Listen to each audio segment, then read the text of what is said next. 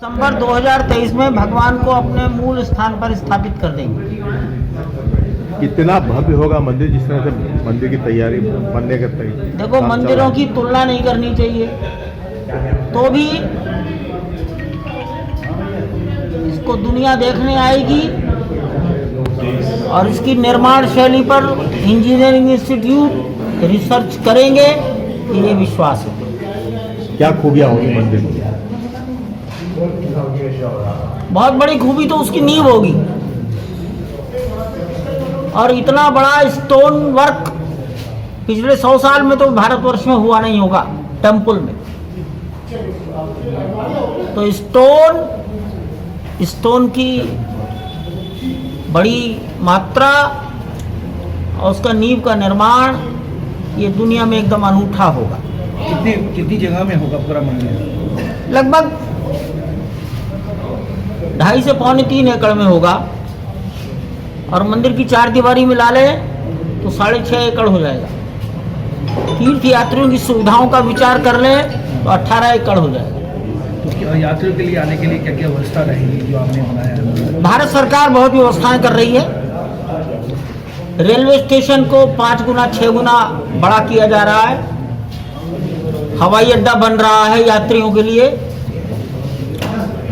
100 बसें पार्क हो सके ऐसा बस अड्डा बनाया जा रहा है। 1000 गाड़ियां अगर शहर में आ जाए तो उनकी पार्किंग के लिए नगर निगम और गवर्नमेंट विचार कर रही है। सड़कों पर जाम न लगे, इसमें सब तरफ की सड़कों का 4 लेन बनाने का काम सरकार के अंतर्गत है। स्वच्छता, पानी, सीवर, इन सब का अभाव ना हो।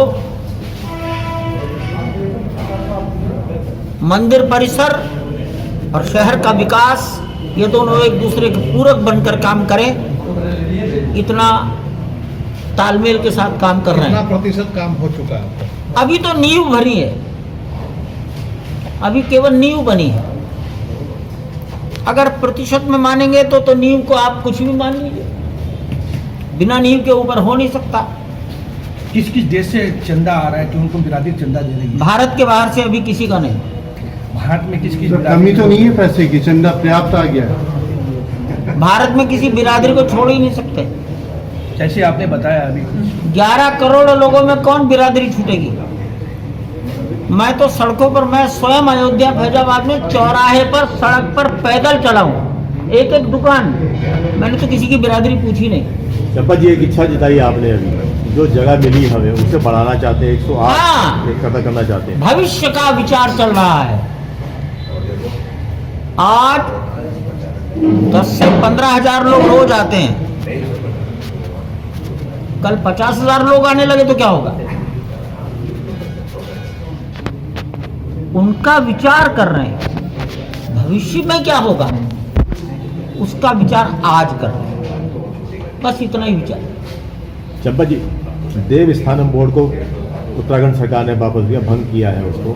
मुझे बहुत दक्षिण अच्छा भारत लगा। में बहुत सारे मंदिर हैं जो सरकार के अधिग्रहण किए हुए हैं, वहाँ की सारी व्यवस्था सरकार ने। देखो, क्या चाहते हैं कि वो सारे मंदिर फ्री हों? हम सदैव से चाहते हैं कि सरकारों का काम मंदिरों का संचालन नहीं है। मंदिर का संचालन मंदिर के भक्तों का काम। हमारी सदैव से विश्व हिंदू परिषद के अंतर्गत ये उसकी नीति का हिस्सा है। क्या विश्व हिंदू परिषद इसके लिए कुछ कर रहा है, पहल कर रहा है, सरकार से लिखेगा? हमारा काम है गवर्नमेंट को परस्यू करना। हमारा काम है समाज को जगाना कि तुम भी अपने को तैयार करो अच्छा मैनेजमेंट बनाने के लिए। हमारे यही 2 काम है। सरकार को कहना ये काम मत करो, और जनता को कहना कि अपना अपग्रेड करो अपने को। सरकार मैनेजमेंट तो किसी के हाथ में जाएगा। सरकार मंदिरों को छोड़ना क्यों नहीं चाहती? अब ये तो सरकार बताए। सर, आरोप नहीं आपने लगाना मुझे किसी पर। आपने सबका जिक्र किया, भारत सरकार और प्रधानमंत्री नरेंद्र मोदी का जिक्र नहीं किया। क्या करूं बोलो? उनकी भूमिका क्या रही है मंदिर बनाने में? उनकी इतनी मेहरबानी रही है कि इस काम में वो बाधक नहीं बने। ट्रस्ट बनाया उन्होंने सुप्रीम कोर्ट को ये नहीं कहा कि इसको लिंगर ऑन करो, ये बहुत बड़ी भूमिका है। किसी काम में वो बाधक नहीं बने। कौन कौन, केंद्र सरकार या उत्तराखंड सरकार? दोनों। आखिर 2011 से 2019 तक हिंदी के कागजों का ट्रांसलेशन तो यूपी गवर्नमेंट को कराना था, क्यों नहीं कराया अब तक? योगी जी ने आते ही करा दिया। जी जैसे उत्तराखंड मोदी जी का में क्या योगदान रहा है? जैसे बाधक नहीं बने। ट्रस्ट गवर्नमेंट ने बनाया है, परंतु ऑटोनोमस बनाया। Trust is autonomous body.